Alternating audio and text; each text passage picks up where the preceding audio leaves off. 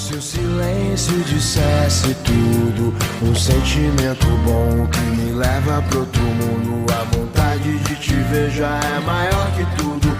Não existem distâncias no meu novo mundo, tipo coisas da sétima. Episode 53, Clint Cronin Show. We're here in the Bay Area, American Kickboxing Academy with Alex Kababian and the owner and founder of all the AKAs everywhere, Javier Mendez. Welcome. Been wanting to have you on for a while now, so it's an honor to finally be able to meet up and do the show here. We're here at headquarters, which is an amazing academy responsible for turning out some of the Bay Area, well, the world's finest mixed martial arts fighters, kickboxers, boxers, wrestlers of all types. How's it going, man? Happy Friday. Well, happy Friday. It's going well, doing really well. I'm so impressed with you. I mean, you're a one-man operation. Well, one man and the boss. Pretty cool. Yeah. Well, listen to the boss. That's important. The boss. Have to say the boss because that has to be important. Got to say the boss. Gotta say the boss. Yeah, because if I didn't just said you, that wouldn't have been good. The boss. We're looking at you, boss. Man, well, it's you got to be prepared, right? So, if anything, being part of the AKA family for the last, since 2007, under Alex over at AKA Sunnyvale, if nothing else, we've basically we have to be prepared at all times. So, from martial arts to how we carry ourselves outside of the business world or on the mat. So. I don't want to just show up with an iPhone and be like, hey, let's do a podcast real quick. There's a lot of that, right? So it's, Alex Kababian, he's, the people who don't know already, he's been on the show and he's done tons of stuff in his career. He's the owner of the Sunnyvale, AKA, branch that's where I train. It's right down the street from where I live. So, it's like Alex is the guy I go to when I have problems. And then like Javier is the guy Alex goes to. So it's like two generations of people. It's not really like I go to, it's more like, or the phone call, Alex, what are you doing? So it's a little bit different, but no, Hobbs, it's the exact opposite. Hobbs stays out of my business. We have a great relationship. I've known this guy, 35, almost 40 years. So it's, it's been a blessing more than anything. I mean, when I retired from fighting and Hobbs said, hey, you think, well, I asked him personally, I said, is it possible that maybe I can open up a gym after I retire from fighting? And he said, hey, let's do it. And, so it's worked out really well. I mean, it's, people like you have come into the gym. It's amazing. We've really done well within the community. It's fantastic. I've really enjoyed it. I always thought the biggest sort of testament to AKA how it differed from a lot of other gyms is like you hear a lot about fighters in the mainstream going in different camps and everything here, and the AKA guys, I mean, for the most part, it's one collective unit. It's a family. So even when you hear like the sparring's a little harder, it's like that's how brothers and sisters do. That's how family is. It is more intense, and like having that bond, that relationship, it transcends just going from this gym to that gym. It's more of a family. So for me, AKA has been a family. I've gone through my own ups and downs over the last, 10 years. And, Alex has always been a great friend, mentor and a teacher and everything. So it's a real testament to the community, the family that you've built, in AKA as a whole. Well, in reality, I built AKA as a whole, but a lot of misfits. It's been a bunch of misfits, and I somehow or another I make it work. And sometimes I pull my hair out trying to keep everybody together. And I keep always being told for years, "Why are you doing this? Why are you doing that?" Well, because I care, and that's why I'm doing this. And it's rough. It's really rough. Nobody realizes it, but we are the #1 longest reigning MMA team that's still together. That's a top team. There's nobody even close. All the top teams that are out there now are, those guys were fighting when I was still coaching, so it is a testament to what we are as a family and how we cultivate each other and help each other. And we fight. Yeah, definitely we fight. I've almost got into quite a few scuffles with a few guys. I've taken a punch from Daniel Cormier one time trying to break him up and Luke Rockhold from fighting. And all of a sudden I step in, me and Crazy Bob are going nuts. And all of a sudden I go, boom, I hit a left hook right to my jaw. Daniel Cormier trying to hit Luke. Oh. And following that, we separate him. And next thing you know, as I'm holding pads for Daniel, he accidentally knees me right in the jaw. And he's so apologetic for hitting me with the knee to the jaw, but he was trying to knock Luke's head off with that left hook, and he hit me. No apology. No apology there. But yeah, hit Hob by accident. oh, you're sorry. I'm like, Jesus Christ, that's the kind of family I have. I always laugh at. I remember when Hobbs like, "Hey, when are you gonna start trying to help me with this, coaching and stuff?" I said, "Hobbs, these guys are prima donnas. Some of these guys. I mean, this is when Josh Koscheck. I mean, people don't know. Josh Thompson. He earned his nickname. He was the punk for a reason. I mean, these guys. Some of these guys were just being such jerks. I'm like, Hobbs, how do you do it? I don't know how you do it. I'm not gonna. No way. And then finally, I got dragged in here. I finally started coaching, and I'm like, I still don't know how he's done it for all these years. It's amazing. Some of these guys are just incredible. They think they're the greatest guys in the world. I mean, we got, I don't even want to name names. Sometimes you're like, dude, chill, relax. I mean, it's great to be confident, but some of these guys are overconfident. But part of being a fighter is you have to believe in yourself. But dealing with them as a coach, it takes a really special temperament, and that's what Javier does really well at. I always wondered how that was. Like, it's like a very delicate balance, right? Like you don't want to be a yes man for your guys, but at some point it's like, come on, just talk regular for 5 minutes, please. Well, number one thing you have to realize is you're the leader, and you show any weakness, they'll pounce all over you and they'll run you over. And I've not one time showed a weakness to them. I'm not allowed them, and I can never allow them. And once I do that, forget about it. Checkmate. You're done. No, they're never going to get me. I'm always going to stay on top of them because I have to. If I want to keep my team strong and I want to keep my coaches strong, I have to be strong. Once I get weak, they run me over. You're done. Oh yeah, it's like a Pride Alliance. It's the elite of the elite coming from all over in here, and it's the top of MMA. It's the top wrestlers coming in, the top strikers. So, yeah, I can imagine. I know guys that run much smaller academies, just jiu-jitsu academies, where it's a very physical business, and they always have to be on point. They always have to be ready to regulate. So with this is a whole other level. This is the top. So I can only imagine. Well, you have to have order, and the number one thing that's very important is the coaches have to be respected. And my biggest problems have been when my fighters don't respect the coaches. And I remember one time we were filming the reality show, and Mike Kyle disrespected one of the coaches. And I got so mad. So me and Mike Kyle, we were going at it in the restroom, right? We were jawing at each other and cussing each other out and this and that. And, and he's talking about, well, I'm going to go this. And I said, then effing do it, God damn it. And then, before you know it, we were looking, all of a sudden we realized we were being filmed while this was going on. And I'm going, oh crap. Good thing Mike Kyle wasn't part of the reality, that we were doing. So it wasn't, they cut it out, but that was a pretty intense. Thank God for editing. Yeah. We both realized we were like, oh shit, we're being filmed. Yeah. So then we were like, all of a sudden we're like, no problem. But no, I have to do that because if I don't let them know that I'm willing to go the full 10 yards with them, then what respect do they have for me? And it has to be correct. You can't do it for any reason. It has to be the right reason, and you have to do it for the respect of the team and the order of the team. It can't be your stupid ego. And my ego's never gotten in the way of me keeping the team together. And I think that's one of the reasons why we're still together. The other reason is that regardless if you're the $1 million fighter to the fighter that doesn't make any money, I give you attention, and you're always available to talk to me. And that's important also. So in terms of like your team captains right now for like the pro and the amateur MMA teams, who are your top coaches or your number one, who your go-to guys are basically? Well, my number one go-to guy is Daniel Cormier. He's my number one guy. He's the team captain. He does a lot of things behind the scenes. He does a lot of financial things. He does a lot of things to help the team out.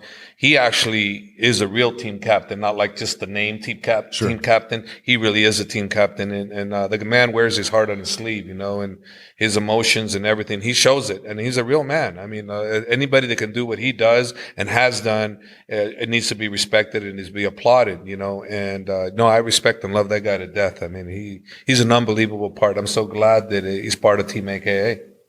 Oh, absolutely. He's probably one of the most respected fighters out there. And I mean, just his title reign, the way he held it down for, as long, I thought he was winning that last fight. I thought for sure, I'm like, man, he came into his own. It was amazing. I respect the hell out of Daniel Cormier. I'm a huge fan, just an amazing guy. Well, in that fight, we knew what we were up against. We did everything that we needed to do. We were prepared for that fight. I thought that we were going to edge that fight out. I thought it's going to be a 5-round war. I thought whoever screwed up, if someone screwed up, the other one can capitalize on that screw up. But I said, if we screwed up, he'll get it. And then if he does, we'll get it. And, it was going like I thought it could go. But, John being as great as John is, he capitalized on going down low, and then Daniel fainting, thinking he was going low. He went up top. It was a great move on his part. But up to that point, the fight was extremely competitive. I thought it was going our favor. But, like anything, right? You got 10 seconds, you got 5 seconds, even 1 second, the fight's not over. So, John did what John does. And, Daniel will be back, and we'll see whether he continues to fight or whether he continues to coach or commentating. The doors are open for him. He's going to have a lot of opportunities. And I think he gained, in the worst situation that could possibly have happened, he gained more fans, by showing who he really is. He just came out. He seemed like he was on such a stride, just a whole new confidence. Like he put the pressure on John. John didn't, for the first 2 rounds, he looked like he didn't have an answer for DC at all. He just came out with a whole new confidence, just a whole rejuvenated sort of new DC. And in terms of how he has been on the microphone lately and all his broadcasting stuff, like it just seems like he's at a peak right now. Like he's the best he's going to be moving forward. Like I want to see I'd like to see another fight. I think he could beat him. Well, whether we see another fight between John and DC, it really depends on both of those guys. If you look going on the pay-per-view numbers, they're saying anywhere from 850 to 1.1 mil. So I don't know what the actual figure is going to be. We won't really actually know till later. But it definitely trended high. It was definitely the highest, pay-per-view of this year. The pay-per-view has been very bad for the UFC, but this one in particular, the bad blood between them was real. And the fact that Conor and Mayweather were on kind of led people to believe that maybe it wasn't going to be as big of a deal for pay-per-view, but it actually did. So can you imagine how big this would have been had Conor and Mayweather not had their fight so close? It would have been a lot bigger. It would definitely been over 1 million, maybe 1.5 million, who knows? But one thing's for sure, that people were interested in that fight. They got their money's worth, in the main event. Oh, absolutely. It had been the most talked about as a fight in quite some time. It's the biggest rivalry right now in MMA, period. I mean, no matter what they do with the McGregor fight or McGregor and Diaz, I mean, it's a real rivalry between, Jones and DC, and people really want to see the end of it. And I don't think people quite satisfied yet. I mean, it's 2 fights. I'd like to see a third, whether it happens or not. But it was a great fight, and their exchanges are probably the most entertaining right now. In the UFC, right there up there with. Well, it definitely was a very competitive, 2.5 rounds.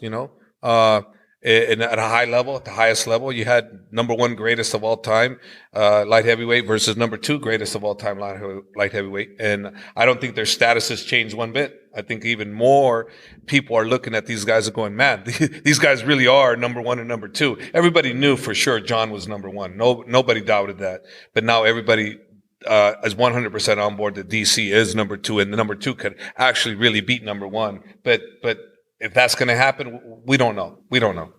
So, I mean, I wanted to, pick your brain about the DC and John Jones thing a little bit, but I kind of wanted to go back, way back. I mean, this is the American Kickboxing Academy, and I'm all about talking about, brands that really represent the Bay Area and like what the Bay Area sort of means to martial arts as a whole.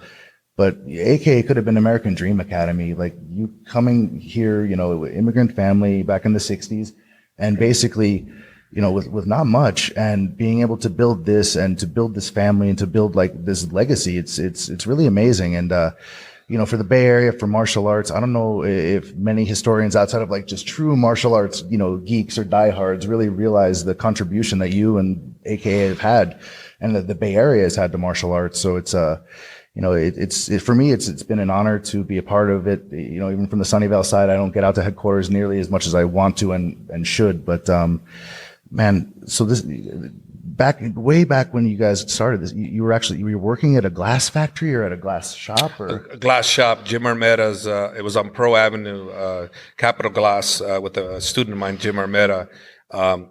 He basically let me use his gym. I mean, his glass shop. We had to get the cars out, get the glass off the floor, and I would teach my guys. Actually, that's where I started teaching Alex. Oh. And, I work all the guys out there. And at one time, we started sparring in there. But after my second sparring session, I had one of my guys in there sparring.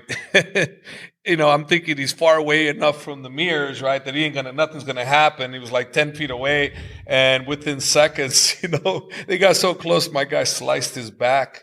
And right there, that was the end of me wanting to have any kind of sparring at the glass shop. So as a result of that, my instructor at that time was Bellator president Scott Coker, and he had a gym on Union Avenue called West Coast Taekwondo, and he had asked me if I wanted to take that over, and I said, yeah, sure. It was a great opportunity, right? So I took that over, and then that's how we started. But shortly thereafter, there was a friend of mine named Kim Rhodes who worked for Anheuser-Busch. He probably still does. I was thinking of what kind of name to name the gym, and I was thinking some Korean name or this and that name. And he's looking at me. He goes, hey, dude, why don't you just call it American Kickboxing Academy? I go, dude, I'm Mexican, I go, what the hell? I'm going to call American Kickboxing Academy. I'm Mexican. He goes, where were you born? I was born in Mexico. He goes, well, it's North America, right? I said, yeah, well, it's American. So I said, all right, American Kickboxing Academy. So there you go. That's how AKA was born, He fooled you on that one. It's cool. That'll work. I thought the same thing. I remember when I was like, where's you popping from Michoacan or Mexico, man? But no, and it stuck. That was a great name. It worked out really well. Yeah, Kim Rhodes. Yeah. I remember it was as a kid, it was so funny because I was 16, 17 years old, and Hobbs was like 5 years older than me. And he said, hey, come, a little karate, you know how to box. Let's go down. And when I went into the glass shop, I'm like, we're going to train here?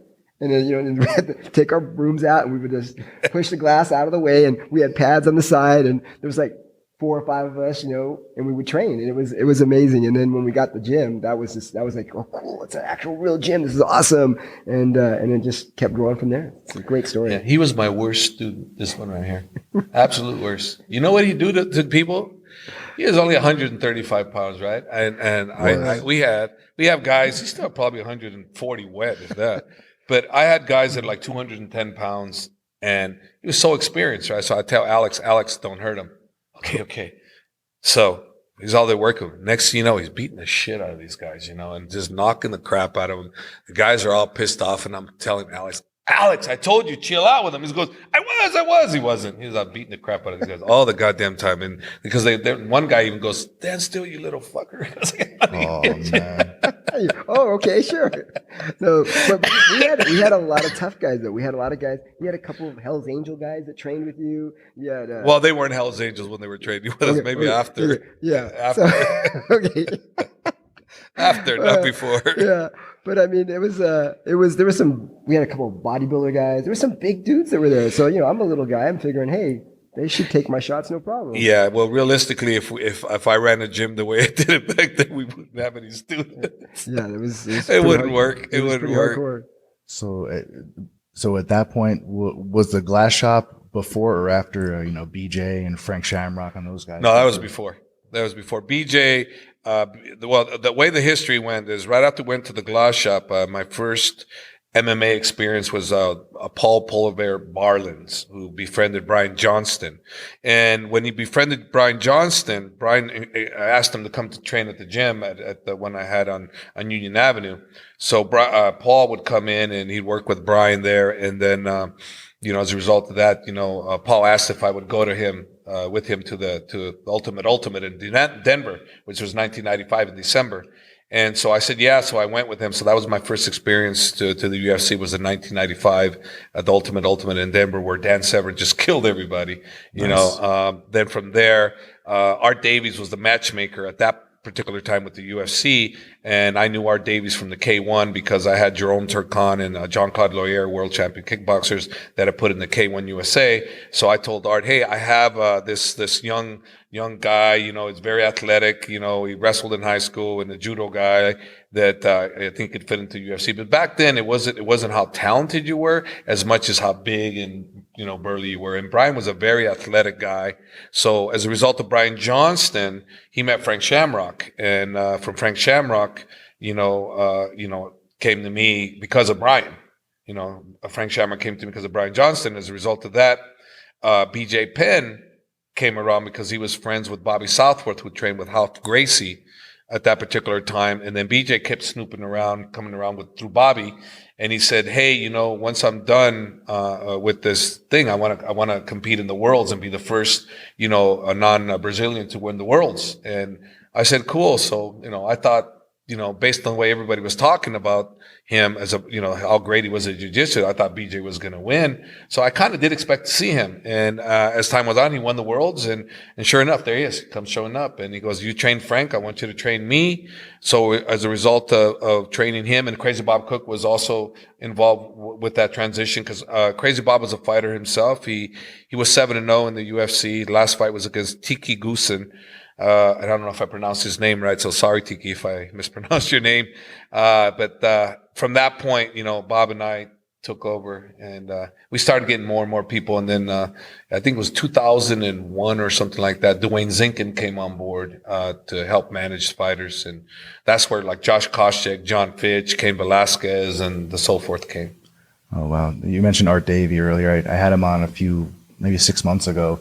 He's actually a friend of my mom. It was just a random situation where my mom gives me a call and she said, I met one of your UFC or MMA friends. I don't know who he is. Like, oh, that's nice, Mom. His name's Art Davey. All right, now you got my attention. I was like, I just figured she met someone at the grocery store. Their grandson, you know, was training or something. She said, "Oh, you met the founder of the UFC or the guy that invented the thing." I'm like, okay, no, now we're talking.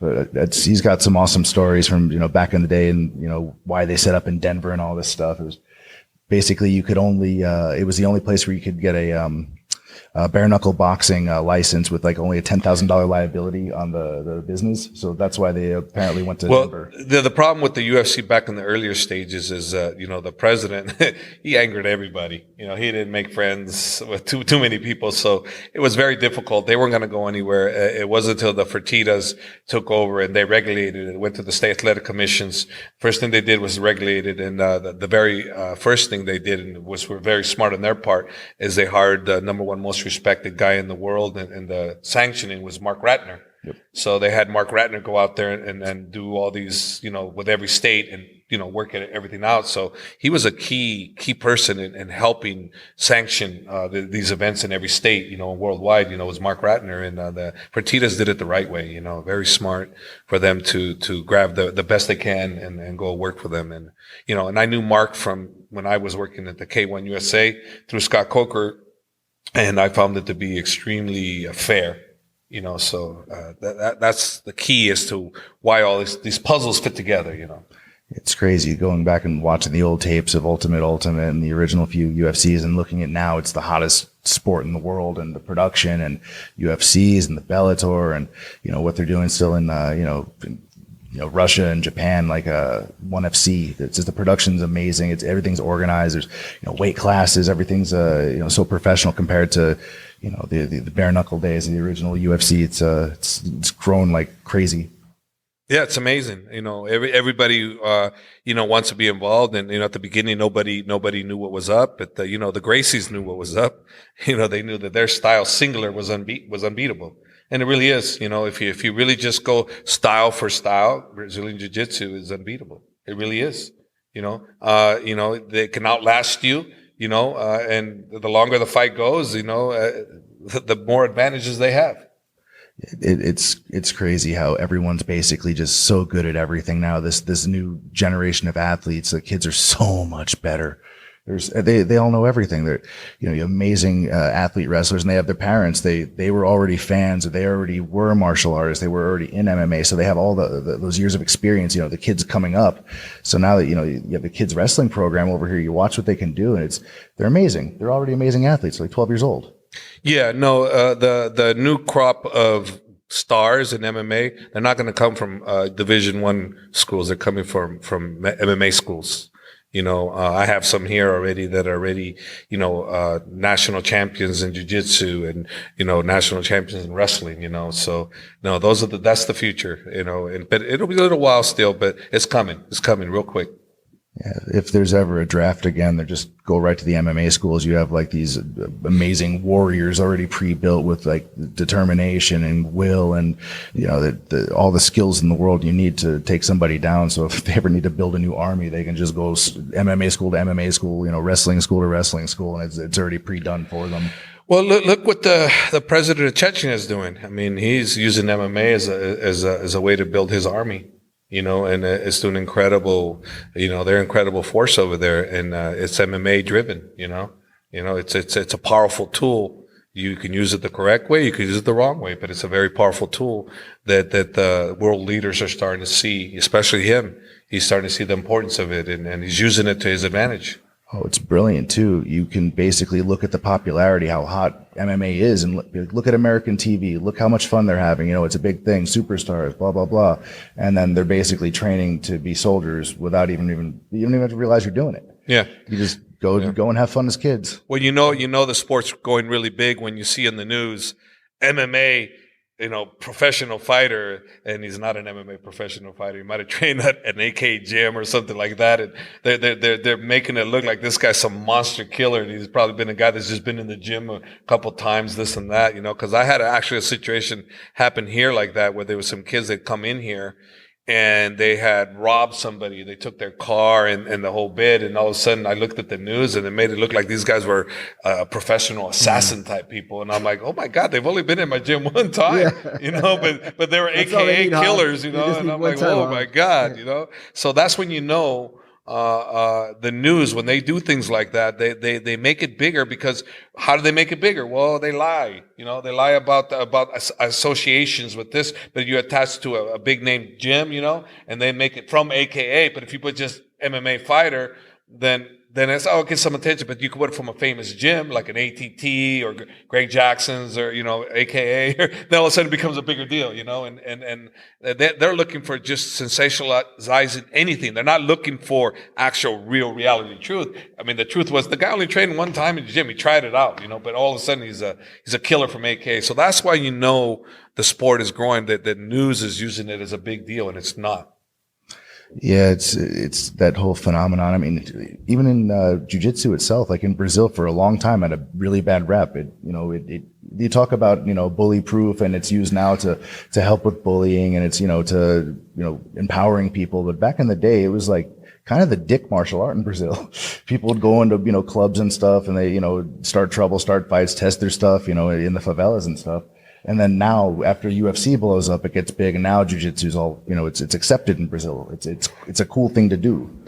Well, if you think about it, right? I mean, you know, I myself would not be thinking too highly of it if I'm training in martial arts, but I'm looking to defend myself. I'm not looking to test it against anybody. So I'm taking a particular martial arts, and someone else that's out there trying to prove their art's the best, he comes into my gym and threatens me, and what am I going to do? Just sit there and go, oh, you're the best without even knowing? It's like they test your manhood, they test your courage, they test your spirit. So you're going to have to fight. But I don't want to be put in that situation. So what's my thought about that? What a dick move. I go, man, I was minding my own business. You wanted to just prove your art was better than mine. I took martial arts to defend myself. I didn't take it because who's the best art. So yeah, I can definitely see that. But, you know, unfortunately, you know, unfortunately for all of us, that it became such a great turnaround. That, you know, that's a great sport, you know. But the way it started, yeah, I can see it. But, you know, I get the vision that they had was a great vision, because look where we're at now. Yeah, just think of from UFC 1 or the Gracie the Gracie Explain tapes from back in 1993 or 92 to what it is now, and all the different industries and the clothing and the Reebok deals and the, you know, all the different industries that have spawned off of just jiu-jitsu, and then, you know, Vale Tudo, MMA, and now look what it is now. I mean, we're on a podcast talking about it's meta. It's like 3 levels. Yeah. Yeah. The UFC sells for what? 4.2 billion. And now they're looking at it potentially could be worth up to 5 to 6 billion. Come on. I mean, that's amazing. They bought it for, I believe, was what, 2 million or 5 million? They bought it from Bob Marwitz, you know, the UFC. I don't know. I should remember if it was 2 million or 5 million, but that's what they bought it for. Look what they did with it. That's amazing. I mean, how that, they talk about getting filthy rich, right? You know, they had a dream. They had a love. That Fertitas had a love for it. you know. And I remember too, because they had, when they bought it over, they had brought all the main guys like Randy Couture and to come in and teach them private lessons, and, you know, Frank Shamrock. And then that's why I knew they really loved the sport. They wanted to learn more about it. So they hired a lot of their top guys to come and teach them privates. Yeah, I think that's, I mean, I'm thankful for that. So I look back when I was a kid, and my father would always say, you know, Alex, they're using you. Why are you doing this? Why do you keep fighting? What's going on? And sure enough, the evolution of MMA, it's created a whole industry. I'm able to make a living doing this. I mean, if MMA wasn't around, I wouldn't be able to have a gym, you know, so I'm thankful for that. So it is amazing. And I see it growing. There's good and bad with that though too. So, I mean, AKA is a world-renowned, you know, MMA gym, but there's a lot of little gyms that are opening up, and sometimes when that happens, you see guys that really don't know what they're doing. They're opening up these gyms. They're good businessmen, but they're not really good technically teaching these arts. So there's a fine line, you know, and the person that's walking the street, they don't know the difference. You know, you say you can write whatever you want. Oh, I'm a world champion. This, I'm a MMA fighter. You know, if they don't do their research, they might run into the wrong gym. So it's that's one thing that's people really need to educate themselves when they're looking for gyms. Oh, absolutely. I mean, you think with the internet out there and Yelp and all that stuff that, you know, it does a lot of good and sort of, you know, weeds out the bad ones. I mean, there's like, what's the website Bullshito? They call it McDojos, right? So if there'll be like a internet forum, and if somebody finds a gym that's, you know, it's got some BS instructor or fake black belt teaching or whatever, they'll find it. And a lot of people, the public will go in there and they'll actually, you know, they'll call them out on it. But, you know, it takes a while, and a lot of people lose a lot of money. And, you know, if they're there for like self-defense and they learn, you know, a bunch of crap, and then something bad happens, it's like, oh man. But, you know, you hope with the internet and the information age being as it is that, you know, people are able to find good places to come and train. And, you know, in the Bay Area, you go to AKA, we have everything ever. Well, you know, it's really hard actually when you go on social media to really find a good gym unless you really know what you're looking for. Because if you look at, you know, Yelp and stuff, and you got a disgruntled student and he posts something really bad on Yelp, and you're thinking, oh, that gym must suck and this and that. Well, it's just that one individual, or maybe he has wrong information and he does something. So to me, it's the way I look at, if you're looking for a good MMA gym, and if it's for competition, then look and see what that gym has as far as competitors. Who do they have? How long they've been around? You know, what are they producing? You know, you need to look at things like that. But it's hard because some people don't understand what they're looking for. You know, so, you know, it is really a hard deal, but, you know, looking at Yelp and things like that, sometimes it's misleading, you know, because the greatest gym could be right there, but Yelp, because people go on Yelp, and what do? Write a review. And what do? Write a review because they're angry at somebody or something. And so you can't really count on that all the time. So there's a lot of things you got to look for other than just Yelp and Facebook and all these other things. I'm not a big fan of Yelp. I could go off on just Yelp. I could spend an hour saying how much I do not like Yelp. As a business owner, I can agree. Yeah, I mean, but I'm on both sides. I've been on both sides. You know, now that I'm the business owner, it's like they give so much power to the customer, and that's great, and I think that's cool. But oftentimes, especially, you know, if you're a fighter, we have a gym. Our goal is we want to produce great fighters. We want to teach people different martial arts and be, you know, proficient at them. And then sometimes you come in, just a simple thing. Maybe like I'll give an example. I had just hired a girl to work the front desk. It was her first day. And this lady comes in, and, you know, and the person that I hired wanted to, you know, to show, hey, I can do this job. So they were over exuberant, you know, trying to sell them and do it, stuff that normally we don't do.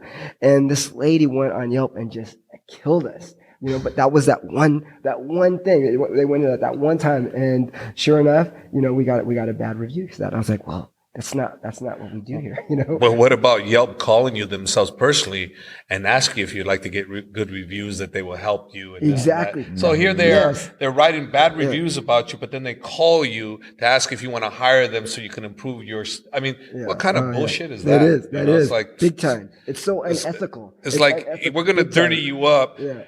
So then you can hire us to clean it up. It's like those people that do viruses. They go out, they give you a virus, and then they say, oh, we got antivirus protection here. You need it. But they're the ones that give it to you. You know, so that's what I look at Yelp. It's to me, it's a waste of time. And actually, I hate you, Yelp. So there, you heard it. I hate you. You suck. Yeah. Yeah, no, right. We're 4.5 stars, which is cool. I'm proud of that. But I mean, It might be 2.5 now. Yeah, exactly. You better watch out, man. They're gonna come after you. 2.5, maybe 1. Hey, I will say this is I don't know, but this is honest to God truth. So I did a Yelp ad. I'm like, okay, cool. You know, I was paying them $400 a month or whatever it is. I'm making sure that no one else could post a Yelp advertisement on my. That's everything. That's bullshit too. So I have a Yelp ad, right? So when you become a Yelp subscriber, no competitor can put their ad. Like when you go to Yelp, sometimes you're looking for a particular store, and there'll be a competitor store will come on there. They won't allow that to happen. But once you stop paying them, then competitors can be on top of that. So it's like, this is bull, you know, what you guys are doing this. And then the thing is too, is you can check, how many people are interested in your business. So I forgot what numbers, whatever. I had a high number. People were always coming to our website. So the moment I stopped advertising, it's an algorithm, right? It's some kind of a thing that they do. All of a sudden, a number of people that were viewing my page was way less. And I called Lee. I said, this is bull. There's no way that all of a sudden, when I stop advertising, less people are watching me. It's because you have some type of program or algorithm. They're controlling it. They control that. That's my beef with them. They're controlling it. Just like Groupon. Whatever. Groupon 2 is another one, man. It's like, fuck. We're going all out on you guys. This is all owner You stuff. suck. This is all owner stuff. Groupon, you suck too. Except when we want the deals, though. We Yeah. got the good deals. Yeah. But when it comes to the physical labor type thing, Groupon sucks. But when it comes to actual selling product, they're not so bad. Are you going to get sued? We are. How can we get sued? We're telling the truth. Yeah, you're right. That's true. I was Groupon property for years. Yeah. This guy used to work I for ain't there no Groupon. more. He used to work for They're no Groupon. more? I'm not there anymore. Oh, you're not there no more. I thought you said there no more. No, I they're go, still- damn, they're I wanted to still get on and get some specials. Look at that. No, Look at that. Groupon went from when we first went on Groupon, oh my gosh, we went up like so many students, 1,000 something people bought the memberships. And then Groupon basically told us, I had no options. This is the price. I take it or leave it. So okay, I take it. And then before you know it, people would shop Groupon. Once the Groupon's out, they go somewhere else. So you wouldn't get nobody because the Groupon kept having all these deals. And you're talking, $20 for a month type thing. And then basically Groupon gets $10 of that. So it's like $10 for you, $10 for them. And before you know it, you're like, damn, I made no money. Yeah. And then they just saturated everything. And then it got to the point where all of a sudden I said, I don't want to do nothing with you guys. And also they changed. Oh, we'll give you this and that. I go, well, you son of a bitch. I go, back then you didn't want to give me anything. It was your way. Now you're calling me. You know what I told them? Fuck you. I don't want nothing to do with you guys. You guys ruined my business. And then they did. And then they started calling me. Well, hey, because we were always a stepchild to you guys.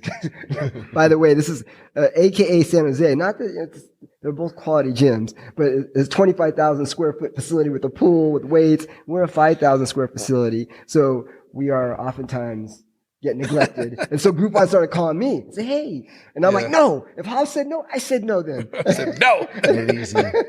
They bugged us for a while.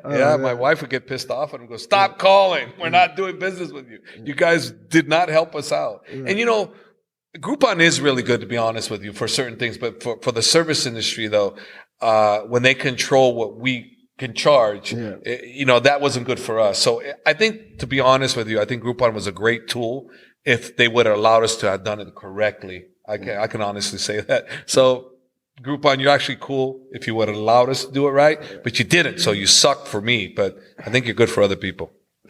Man, what I've been experiencing a lot lately, I'll buy just some random thing like a dinner or whatever the hell. I bought something on Groupon a little while ago, and when I would go to the business, they're like, look, we'll give you that price. Just pay us directly. We don't want you to use the Groupon. We'll give you the Groupon price, but just pay us. So like a lot of the vendors do. Yeah, because basically they're cutting Groupon this, so which is not fair because Groupon brought the attention to them. Yeah. But the vendors going like, I'm not making any money, so and they're making me pay Groupon all this money. So they're going, no, you come to us, but just don't go through them, and we'll give you the same price. But think about it. So the vendors going, shit, I'm doubling my money.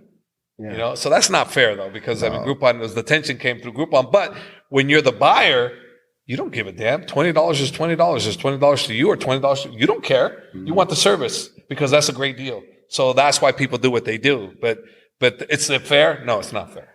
I think a lot of people look at it like, as a quick, like, money injection, whereas it's like more like an advertising tool. It's more like just like the drug dealer model, right? To give people a free taste, but get them in the door so they sell them the long-term project, where that first piece has to be that good. We're going to keep coming back. So like if they advertise it more as we're an advertisement tool, period. That way we're trying to generate sales leads. Cause if you look at it, it's like there's so many people using that search engine for deals and stuff. But then like for certain businesses, it just doesn't work that well. No. Because people are going to shop hop anyway. They're going to go and try to get the next one. Groupon has been horrendously horrible for martial arts gyms. I mean, I thought they were great at first. I was going 1,100. Oh my God, right? 1,100, but dude, none of them are we hardly any signups of that. So we were servicing all that and all that money went, and man, and then it just dried up, not good. It worked good for our CrossFit. It worked because we were able to convert a lot of people on that one. So, it's like it's hit or miss. You don't know. Sometimes it works, sometimes it doesn't. And, the Groupon customer it's a certain person, a certain type of person. They're looking for some type of, cheaper, price from the norm. I'd be interested to see like the demographic of who actually is using Groupon, because the CrossFit classes in Sunnyvale, it's mostly women. Yeah. And, or a lot of those Groupon leads originally, because if you look at who's using Groupon, is it guys on there looking for martial arts? Like, is that where guys look for martial arts stuff? Like I never thought to look there for a martial arts gym. But I already had one, so you know what I mean? Mm-hmm. Yeah. So I don't know, like maybe men versus women looking for the coupons online. I don't know, that sounds sexist or whatever. I don't care, but you know what I'm saying? Like, because I always wonder, like, why he's sweating because he just said that. Look at him sweating. It's right through the shirt too. It's just something he didn't want to say, but look how he's sweating. Fuck it. No, because we have mostly women in the CrossFit class. And I was like, is it because it's a female instructor? Because we use Groupon? Like, I always wondered why that was. Yeah, I wish I knew that, because then I could be in control of, what's happening. So I've never done any studies or anything like that, but yeah, it's interesting. Because there's not many guys there at all. Yeah. Like, compared. And I think that should, if I'm a guy and I go and I see all these girls, I'm interested in joining CrossFit, and I'm at a CrossFit gym and there's all these women, I'm joining that gym. Because one, obviously there's, more women, and I like to be surrounded by women, so that's a good thing. You got a point there. And so to me, that would draw more men in.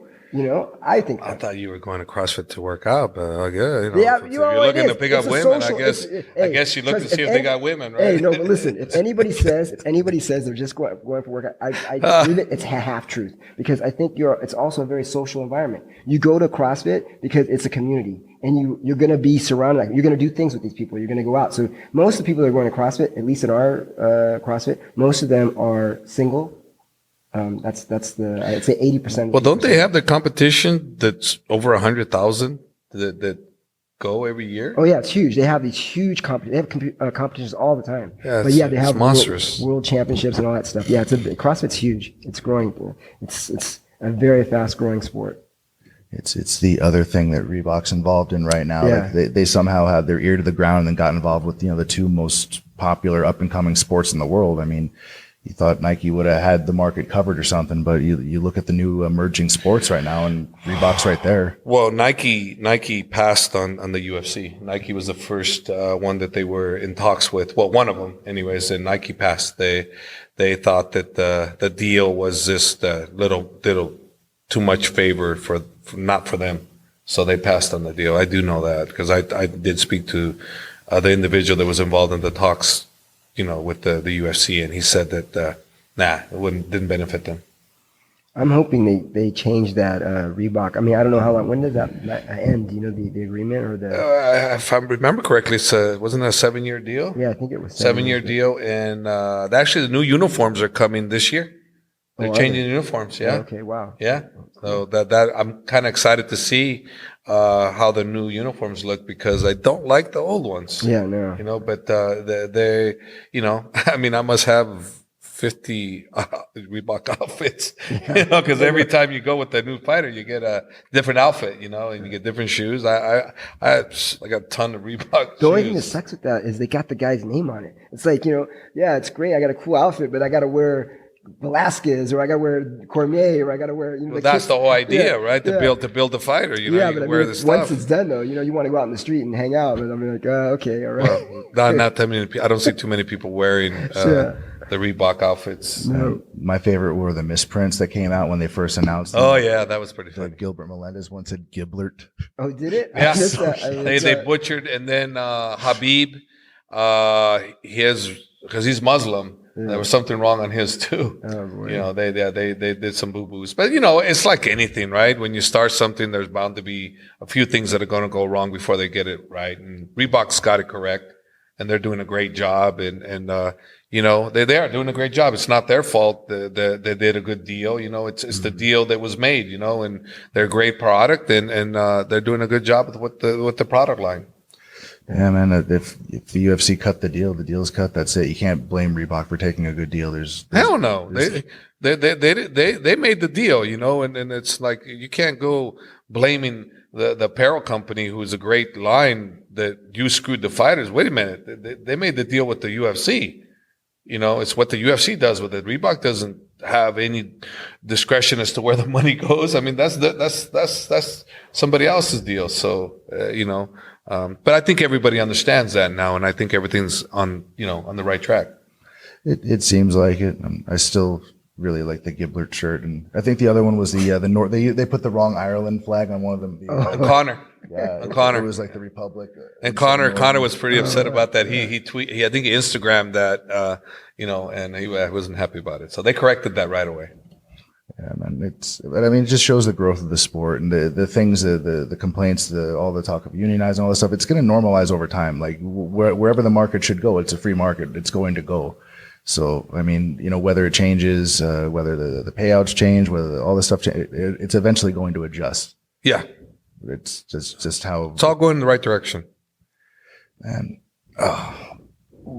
back's killing me. Yeah, I am sweating through the stupid shirt. That's all right. It's actually nice. It's a lovely shirt. Yeah, AKA baby. I call it stupid shirt. I love the shirt. Yeah, okay. Okay, I'm trying to come back after I already made the comments. There's a second, you know, we're doing a second one soon, sometime. Yeah. Uh-oh. I still have the old logo. Whatever happened with the Sunnyvale logo? Well, I have to go. Everything has to go through Hav. I have to make sure. So I made He didn't go through me. Yeah, he just did it. Yeah. Oh. So I you know what? I didn't like. I'm like I don't like that. It's just 3 block letters. I'm like, I'm gonna make something cool. And so I hired a graphic designer, and he made this cool logo. And then Hav said, "Alex, you can't have that logo." I was like, "Okay." Yeah, this is the trademark. I can't change. Yeah, this it's logo. trademarked. And so know. there's like a technicality. I mean, I can't, because I guess if it's trademarked, you can't change it it, whatsoever. no. So I had to change it back. Can you change Coca-Cola's? No, yeah. Like McDonald's, you can't change it. Yeah. You know, otherwise people distort it and the brand image, and you know, you can't. Brand image is important. So I'm rocking a bootleg hat. You're telling Yeah, me. you got For bootleg years. stuff. Don't let They're really Joanna see any of that stuff, then she'll get upset at you. Yeah, it should be I fun. But just tell it was years ago. I really like that hat. I did too. You wear it all the time. Yeah, I don't have many hats. I don't like the new kind, those trucker hats. I like the dad caps, the flex. But the old No, in ones. actuality, be honest with you, I do have the letters AKA, so I can make them any way I want, and that'll still be trademarked. Because I have that too. I have 3. I have the American Kickboxing Academy trademark. I got this one trademarked, and I got the letters AKA for martial arts. So actually, we could change it, but then it'll be brand confusion, like I said. So that's why I won't change it. But I do have it. So if somewhere down the line I want to change them, I can, but I'm not going to. It's crazy that the gym has actually gotten big enough with MMA and UFC. You can actually type AKA, and also known as doesn't come up first. Yeah, sometimes, right? that's Also known as there should be, but AKA comes up first sometimes. As I did that, and I was, what the hell? We coming up? I go, wow, that's so a lot of people that want to know AKA, but not really AKA the martial arts, they're going to put AKA, also known as, and AKA comes up. It's amazing. Yeah, that's awesome. Like all these school children trying to figure out what AKA means in their books at school. They see a picture of DC and Luke Rockhold and Kane come up. Like, I don't know if that's what they're talking about in Charlie Brown, but Yeah, like, right. maybe okay. What's this MMA thing? So we'll get more fans off of that, right? All right. So I got to hear some old Alex stories. When he first came in, you said he was your worst student. Like, how bad? Alex? How bad? This doesn't mean by technicality, because I was very skillful, but causing trouble. No, Alex was really bad. I could never have him spar anybody because if I told him go easy, he goes, yeah, okay, I will. He ended up hurting him every time, every single time. But in Alex's defense, he goes, well, they're bigger than me. I go, yeah, but they're not your skill set. They're nowhere near your level. And yeah, I don't know how many guys. One guy beat up so bad, the guy was so pissed off, he fuming to be outside, and he goes, that little fucker didn't stand still. If he'd only stand still, I'd get him. And I said, well, he's not going to stand still. That's the purpose of why you're doing this. You're not going to stand still. So that's my only thing about Alex is he beat up all my students. That was a long time. I was a kid. That was when I was younger. When I got older, I didn't beat up as many people. That's for sure. So when the Sunnyvale AKA first opened, we had another guy there. You mentioned earlier, Bobby Southworth. Yeah. Everybody remembers Bobby from Ultimate Fighter, from Strikeforce, from UFC. You have any good Bobby stories? Well, there's too many about Bobby. Bobby's a great guy. Just Bobby's a good guy, dude. He's a good person, and he's got an AKA in Texas, and nothing really comes to mind, other than I guess the funniest thing about Bobby Southworth is I'm holding mitts for him one day, and he sweats like crazy, right? And sweats hit me, and now it's like in the eye, and then one got my mouth, and I'm like, I go, Bobby, you been drinking? He goes, oh yeah, I did a 12-pack yesterday. How you know? I go, sweat. He goes, and I go, oh God. I'm like, oh Jesus Christ. that really bad on me, right? So I was kind of like, holding mitts for Bobby was horrible because his sweat was flying all over the damn place. Yeah. I remember I got my blue belt from Bobby, and I was rolling with him right before he had moved, and we're doing I was going for a sweep, and I spazzed out, and I kneed him right in the lip, and I split his lip. I thought he was going to kill me. He got the look totally changed, and I was like, oh shit. He was cool about it, but that was like the one time I was like, all right, Bobby's actually going to kill me this time. Yeah. So I frustrated that guy a lot. I wasn't that coordinated at all. I will tell you a story about you though. It's so funny between me and Bobby. It's so hilarious. Okay, and I don't think I've ever told you this story.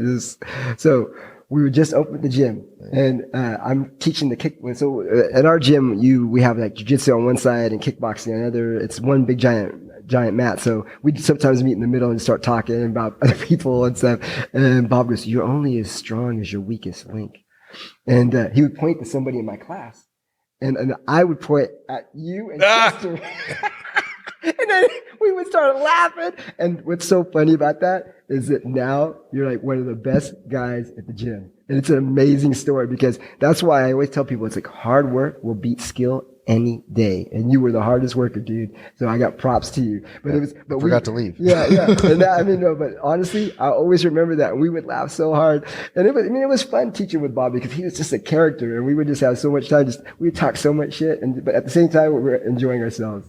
Yeah, that was my only repeatable Bobby story. He would look around, like he wouldn't say anything in front of like a lot of people, but like he'd always have weird jokes and stuff. Like he'd have just sort of like he had his own bad jokes. Yeah. His jokes are bad. His jokes suck. He'd be teaching a class or whatever. There'd be a couple of us. He's trying to show us a move, and like I'd always know something horrible is about to come at him because he'd look around real quick. He'd go left to right. Yeah. Because Athena was there. Like there was ever parents or family. He never cursed or anything like that. And he was cool, but he was about to say something. He was about to drop some knowledge on us, and he looked left to right. Yeah. And then he'd say something, and you just have a look of shock on your face. Like, yep. He just said that. Yep, Yeah. Bobby just said that. Yeah. I learned something every single time. And you can't unlearn those things. But he's a really good teacher. He's an excellent, exceptional teacher. Yeah, he's very good. Most of all my fundamentals I learned from Bobby. Yeah. So he's very, very good, very knowledgeable. Good teacher, great communicator. He's a really good teacher. And for his size, like he can move really well. I went to a Marcelo Garcia seminar with Bobby in Santa Cruz over at Kaijin with when Paul Schreiner was still here, and just seeing him roll with Garth, and then I saw him roll with Marcelo, and it was like he was hanging right there with Marcelo Garcia, and it's like you see this 230, 225 pound guy, but no, he was very agile, able to do the same type of stuff Marcelo was doing. And no, he's a great teacher. Our whole 101, that's all Bobby. Yeah. Oh yeah. All Jiu-Jitsu 101, like all the basic fundamental stuff, like a lot of stuff I still use. Because he's like very detail oriented. Because if you were just using muscle or whatever, because a lot of larger instructors, it's like smaller dudes go to those classes, like, I can't really relate to that. Like, these are looking to do, like, the fancy technical stuff. But, Bobby can move for a guy. Like, guy's a career athlete. He's Davis point guard or whatever. Yep. So, no, Bobby's a great teacher. I just, we don't really talk about him that much anymore because he's been gone a while. But, yeah, no, I miss the guy. In a way, I wish he would come back just to visit us, because it's amazing what AK Sunnyvale has accomplished, and how far it's gone, just with everything, with jiu-jitsu, with the people I remember my goal when I first opened the gym is I wanted to have a champion MMA fighter, and I did that with Anthony Doe, which I'm really proud of. And then my second goal was I wanted to have a UFC fighter. That's something that I'm still working on, because people don't realize how hard it is to get in the UFC. People think, oh wow, UFC. The UFC is just like Major League Baseball. It's like, you got AA, AAA, single A. I mean, it's the show. Only a few people, only the best of the best are going to make it in the UFC. And that's what Hobbs, through the years has been able to do. And it's an incredible accomplishment. And it's tough. It's tough to get in the UFC, and it's even tougher to stay in the UFC. So I remember the first couple months of AK Sunnyvale being open, the ring was barely there. We had the fence kind of dividing in the middle and stuff. It was a totally different layout. And Bobby would come in and he would talk about Kane, and he hadn't debuted in the UFC yet. I guess he was still was it IFL? No. Kane, his first fight was in, I think, maybe Bulldog or Russia or something like that. Then his second fight was with I think his first fight was with the Strikeforce with Scott Coker up in Fresno, and but he didn't sign with Scott. We just asked Scott if he can get a fight there, and Scott did us a favor. The plan for Kane was right off the bat to put him in the UFC. It was never to go anywhere else. So the UFC was where he was going to go. He had 2 fights. I wanted to get 10 fights with Kane before we shipped him to the UFC. But after his second fight, nobody wanted to fight him. He fought, I think, Jeremiah Constant in his second fight, and he broke his hand. And while we were waiting, his hand was healing. Kane tried to fight anybody, anywhere on short notice. And we went to Mexico on a 1-day notice, and the guy took a look at him. It was like, John's canceled that. They want to fight him. And finally, I got tired of Bob trying to get him fights and everybody backing out, that I told Bob, you need to have a meeting with Dana White and have Dana look at Kane. So they took, Christian Wellish, and I forgot who else, maybe Paul Winatell. I could be wrong about Paul. I think Mike Kyle, Christian Wellish and Mike Kyle went to Las Vegas to perform in front of Dana. And, Mike Kyle was already in the UFC, and so was Christian. So they went with Kane. And, I guess, I wasn't there, but I guess the first thing, Dana said to Bob Cook was, why don't we have this guy signed? And that's how Kane started. And his third fight was, pro as an MMA fighter, was with the UFC. I just remember hearing Bobby very distinctly saying that every time he would train with Kane, like anytime, as soon as he would teach him something, he'd be great at it immediately, and that you would say basically that Kane's going to be UFC heavyweight champion. Like there's no two ways about it. He's going to be a UFC heavyweight champion, and like he affirmed this like so many times, like that. That's what Hobbs says. He sees this guy. He's going to be heavyweight champion. And so now when another AKA fighter is in a title picture, I'm like, I'm not surprised. No, he wouldn't even be there if he wasn't there to win the belt. So when the other belts have come subsequently into AKA, DC and Luke, it's not even surprising now because No, I knew Luke was going to be a champion the very first day he came. The talent, the desire. I mean, the thing about Luke Rockhold, he came in from Santa Cruz, and it was Mike Weaver, who's a black belt with Claudio Franco, I believe. So he brought him over, and the very first day I see Luke, he come in and he wanted to spar. And I go, okay. I go, you got a mouthpiece? He goes, mouthpiece? He goes, I don't have a mouthpiece. So I said, go to Target, get a mouthpiece. They got in there. And I'm thinking, he's not going to go to Target and come back with the mouth. Son of a bitch. Luke goes to Target, comes back, I got the mouthpiece. So I'm like, oh, okay. I put him in there, and I had him spar with one of my UFC guys, and son of a bitch. He was so impressive, raw, but so impressive. I said, my God, this guy's going to be a champ. Mm-hmm. So from that one little session, I think Luke was 21 or 22 years of age, and I was after Bob Cook. I go, Bob, did you go after that kid? I want you to sign that kid. He's going to be something special. Oh, yeah, no, I haven't said. We'll get to it. I go, Bob, I need you to go after that kid. So Bob still didn't go after him. Then I saw Luke Rockhold at a Civic Auditorium MMA fights. And when I saw him up there, I said, hey, I go, I've been looking for you. I go, we want you to come up. He goes, oh, yeah, I'm coming. You know, so yeah, that's how Luke Rockhold came on board. Just one day, you know, you look at the kid, had incredible talent. Yeah, just seeing how he moves in the cage, and then hearing, you know, he wasn't a kickboxer just from a trade. Like, did he grow up in martial arts? Like, what I've heard is that most of it came here. This is just stuff. Yeah, this is the thing about Luke Rockhold. The Shirt Dog guys, Greg Shirt Dog and Greg Savage, used to always come to our gym to do interviews and whatnot, and they would look at Luke and they look at him and go, "Hey, who's that kickboxer?" I go, "I'm not kickboxer. He's a jiu-jitsu guy." They go, "Oh, we thought he was a kickboxer." I go, "No, it's just he took to it real quick." What I did with Luke is I'd show him how to do a kick, and I make him do 1,000 kicks. You know, so he'd be out there 1,000 kicks a day, boom, right, left leg. And he got so goddamn good. He looked like he was a kickboxer, and he was very dedicated. He knew what he wanted to do. And Luke was one of these guys that was more or less self-motivated. You know, you didn't have to tell him, you could do this. He knew what he was going to do, and he knew how he was going to do it. And he actually has picked out how he's going to fight people, strategy-wise and everything. He's one guy that I don't have to do anything but just listen to him and say, okay, well, that probably will work or that won't work. And, you know, Luke's been that way ever since, from the beginning. Oh, man. Yeah, just the dexterity and coordination he has. He just has really great cage awareness. Seeing him out there and know that he isn't a kickboxer, wasn't one before, it's always been really surprising. It's an amazing athlete, man. In terms of like up-and-comers right now, who should people be watching out for? That's, I mean, you have number one, Khabib probably. Well, Khabib. Well, Khabib is already regarded as, you know, he's number one, and everybody knows anything that unless you can beat his wrestling, you're not going to beat him, unless you get lucky and knock him out. But no one's going to beat him. Not Conor, not Tony Ferguson. They're not going to beat him as long as he has that desire to still want to be UFC champion. Khabib Nurmagomedov is going to be the UFC lightweight, you know, UFC champion. Guaranteed. You know, it won't be this year, but he'll have it next year. If anything, maybe he'll get interim title this year, because you never know what's going to happen with Conor. Because if Conor does really well with Mayweather, which I expect that even if Conor goes 4 rounds or 5 rounds, that's really well. But I'm thinking that Conor potentially can go 12 rounds with Mayweather, because Mayweather's going to stay in his shell. I'm thinking, until I just saw that Mayweather's petitioning for lighter gloves. And I'm like, whoa, wait a minute here.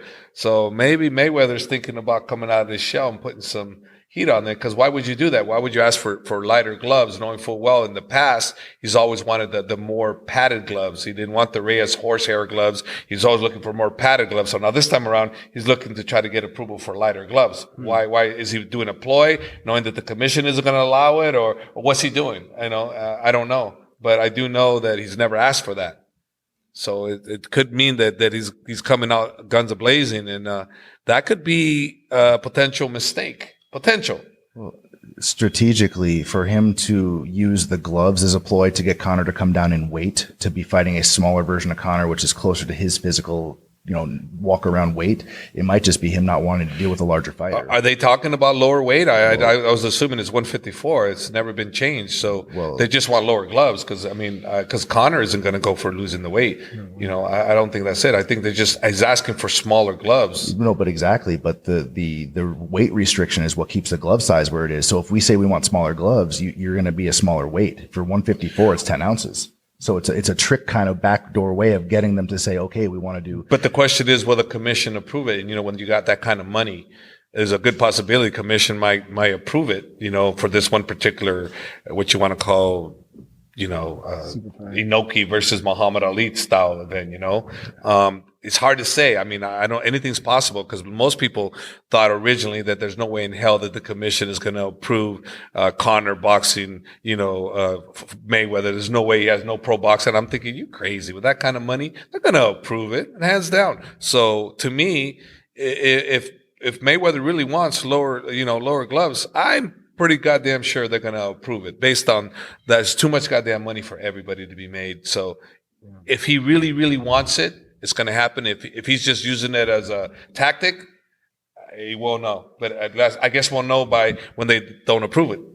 Yeah, because the initial response that, you know, the PR response that everyone's seen already from the athletic commission is, you know, 154 pounds is what's basically attached to those gloves. So he might just want to not fight Conor after seeing the size difference, because, you know, he's wearing lifts in his boots allegedly or whatever when they're doing the what are those? Steroids. Who was The wearing stare it? downs, Mayweather. Oh, okay. Like, he Well, was- he was two he's different almost heights. he's almost as tall as Connor, but he's a little slightly shorter, so he put lifts on his shoes supposedly. Oh, okay. So we'll see come fight time, right? I mean, we'll see. I hope Connor does good. I hope. Connor's, if you read everything that the the pro boxer, that Showtime guy that's had the beef with McGregor now, he's talking. He ain't talking like he's whooping him. Yeah. So guess what? pretty- People are going to be in for a good, entertaining fight. And it's going to be an entertaining fight. I don't count Connor out, but I wouldn't put my money on him. But I wouldn't count him out. The Vegas odds are so weird. After the big promotional tour they did, they got almost even, not quite even, but not as lopsided as people would imagine for a guy that's never. It was 1-7, right? And Yeah. it should be 1-50. And now it's like plus 250 or plus 300, something like that. It's a sucker bet.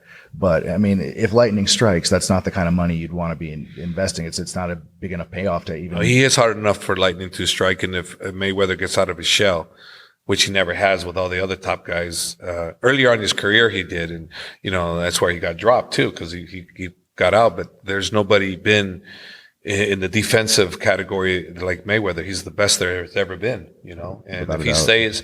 he stays in that same position, like he doesn't want to prove anything, I mean, he's just going to beat the living hell out of McGregor. There's no way in hell he's not going to. Yeah. Anybody he can do that to if he decides that's what he wants. So to me, it comes down to what Mayweather wants to do. If he stays in his shell and plays the defense like he did with with all the other greats, Connor ain't gonna get him. Long day. Yeah, Long day. long day in the office, and and then the thing is about someone like Mayweather, he'll pick at you first round, second round, maybe the third round you're still strong, but after that he's going to get you, hit the nice little body shot, this and that, and then wear you down. Then he increases his tempo as you decrease. So making 12 rounds is it's going to be a hardship. I think for me, if Connor can make 12 rounds, that's a huge victory. Oh, absolutely. It's just seeing how Mayweather operates. He doesn't get hit, and he throws punches very tactfully. He doesn't throw that many punches, but when he does, he's damn accurate. So going out there, I don't see how Connor lasts 12 rounds, honestly. But if anybody can piss you off bad enough to make a mistake, to make a counterpuncher like McGregor, like Mayweather make a mistake, it's going to be Connor, because you see what he's already done, all the trash talk and just getting in it. Do you think he's actually in his head with all this? No, he's not. He's not in Mayweather's head at all. I think that if anything, that could happen, it would be that Mayweather slightly underestimates him. That would be the only mistake. But I definitely, you're not getting in Mayweather's head. Not going to happen. He's such a professional. And as a matter of fact, if you watch the world tour or their press tour, you've seen how, that first it started out where Connor was taken by surprise and Mayweather smashed him. Mm-hmm. But then the second one, Connor comes back and kind of smashes Mayweather, but then Mayweather picks up the tempo and they were back to back, so it wasn't one of those where, Mayweather got slayed in the press conference. So he did not. Mm-hmm. He did not. He held his own. Yeah, and I thought, because Connor was so great at it, that Connor was going to slay him. But I was completely wrong. Mayweather was right in there with him. Mm-hmm. So the clips they kept putting on social media through all the different media venues, like they showed Connor slaying him. They didn't show the whole thing front to back. And a lot of people didn't watch it. So to a lot of people, what the press is showing was that, Connor did slay him on all three of them. And then there was four. No, there's four. There was four. And he did not slay him on all of them. No. First one, he got slayed. He was totally thrown off guard. The second one, he slayed Mayweather. But Mayweather held his own in all of them. They both held their own. The one where Connor got it was when he went out there with his shirt off with the mink like coat. Yeah. And that's when he looked. So he lost that one. So to me, it was 2-2. Okay. The school bag thing killed him, though. Can't even read. Why do you have a school bag? The dress. He just had a lot of one-liners, I think, that made more sound bites and made more got more media attention. Yeah. And then they brought the race card into it at the end, which got stupid. And then anytime you bring the race card, it's like why are you bringing something into that really has no bearance in what they're doing? I mean, it really doesn't. But what people do, what they do. I don't even want to go into that because it's stupid. I don't know if what McGregor said was intentionally racist, or maybe in Ireland they say that to anybody, but I don't know. Then it got ugly. I think, personally speaking, then both of those guys, they're not racist about anything or anybody. It's a people thing, you know. They either like you or they don't like you. And look at who Mayweather's around all the time. Like Conor too. I don't buy any of that stuff. So when I hear that stuff, like I said, I just ignore it because that's just the media trying to create something that's not there. Mayweather team's cool. I use the same barber, like the one in Vegas right there. That's Ice Out or whatever it's called. Like his personal barber. He has he comes with him every. This woman is his personal barber. She goes in the entourage everywhere he goes. So this guy's bald and has a personal barber, but she has a really nice barber shop. That's every time I'm in Vegas, that's where I go, and they're hella nice. They're all part of Money Team. They're all really nice. They don't care. They're like, oh, it's a white guy in a black barber shop. It's like it's normal. Yeah, they're all cool. Yeah, no. Mayweather's good to people. He's not good to any particular race. It's people. He's just good to his people. I'm not saying he's good to all people, but he's good to his people. Yeah, I mean, $100 million, and they already have a great story going. Like the MMA thing versus boxing, they're the two tops of the sport in terms of, you know, buy rate and top in terms of skill, all this stuff. Like they already have the best story right there, and then going down that right, I think it just makes it kind of stupid. I hope they gloss over it and kind of move on. Like I don't like hearing that as part of the press. Yeah. It's already a perfect story. You don't need anything else. You don't need that. You know, like it doesn't have to be the great white hype. It can just be MMA dude versus boxing dude. They're the best of the best, and let's see what happens. And well, at the end of the day, that's what you're going to see. You're going to see the best MMA boxer versus the best boxer on the planet. You know, yeah. So we'll see what Conor can do having no professional boxing matches. But in all fairness, you can't say he's not been there in a professional level because look at Conor's fights. He's used boxing primarily as his biggest tool. I mean, and he's made everybody look silly, you know, except for Nate Diaz. Nate Diaz made him look silly, you know. And the second fight they fought, Nate Diaz, I believe, and I'm pretty damn sure he had broken ribs going into that fight. So a lot of people don't know that. And, but Nate kind of gives it away by saying that had that been me, I would have finished me. So I said, oh, what's he trying to say here? So he's trying to say is that he fought that fight on broken ribs. And that's why he's saying that had been me, I would have finished me. So, you know, I didn't know that. Yeah, a lot of people don't know that. They're not picking that up. Diaz doesn't like to bitch about nothing. They like to complain. He ain't saying it. He's not saying he had broken ribs, but I know he had bad ribs. He's a man's man. He's going to go out there and do it anyway. He ain't going to bitch about it. He went out there, he did it. But, you know, his comment when he said, if that had been me, I'd have finished me. So I'm like, well, okay, something was wrong with him. I love the honesty, man. Well, man, we've been here for a while. I'm sweating like a pig again under the lamps. Alex, I asked Jav, in terms of up-and-coming guys, I know you're in the fight management game now. You had a fighter actually just compete and win on the latest UFC on Fox card in Mexico, Diablito. So tell us a little bit about your experience there. It was awesome. You know, it's great now that I'm, you know, shifting over to training fighters and I mean, I'm enjoying that. It's a great opportunity. I get to share my knowledge finally with some of these guys. And Diablito is up and coming out. He's 4-1-1 now in the UFC. I think he's ranked number 25 or 26 in the UFC. He's, you know, I think he's pretty close to maybe one or two fights breaking the top 10. I think, you know, he's got a lot of great intangibles. He's skillful, but he's also got great heart.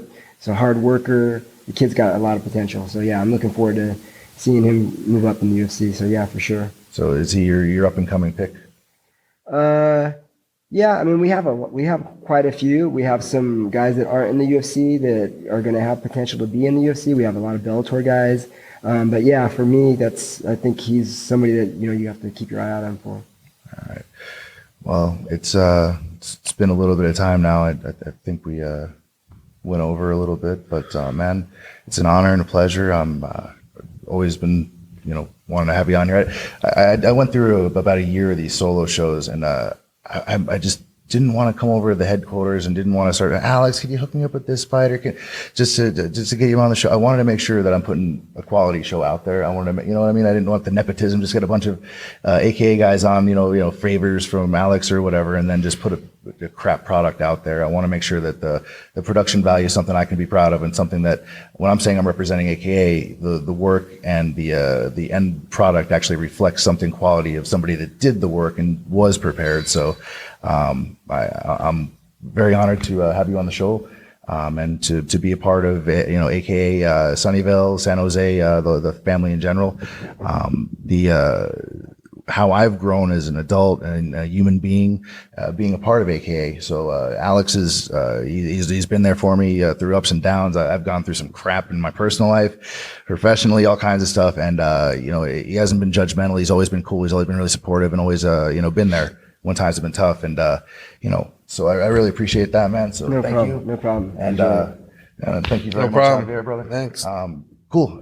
Episode 53. Any Peace out.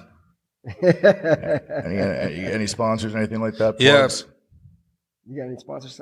Do I? I have any sponsors? Do you have any sponsors? Yeah, I mean Reebok. Reebok, that's right. Monster Energy, yeah. Yes. Yep. Many more to come. Yeah. See, that's cool. And you would ask me that question, I'd be like, no, he's got these major giant ones, Reebok and Monster. Yeah, so awesome, Hob. All right. Coming soon. And thanks to Kicks Inc. And Bronze Humanity. They're a tanning place in San Jose. Go get a tan, avoid the harmful rays of the sun. And for Jordans, Yeezys, all that stuff, Kicks Inc. in San Jose over by the Valley Fair Mall. Episode 53, Javier Mendez, Alex Kababi, and American Kickboxing Academy, San Jose, California, Bay Area, represent.